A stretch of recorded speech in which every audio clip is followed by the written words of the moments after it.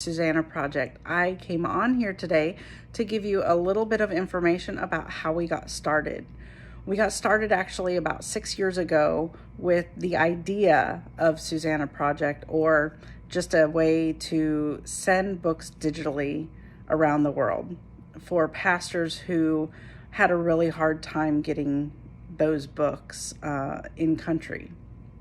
So we actually had pastors from Malawi staying with several families in our area for a pastors' conference, and most of the pastors had said that they had a very hard time finding any books that were of substance theologically in their country.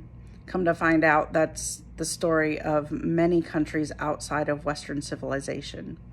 So at the same time, I was reading the book by Susannah Spurgeon, or not by Susannah Spurgeon, but about Susannah Spurgeon.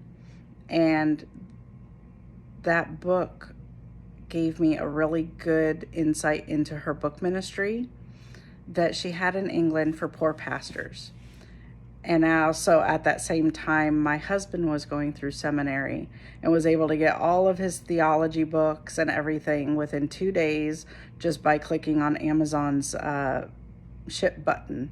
So, and then from there, with all of his travel, he was able to get his books digitally to be able to travel with.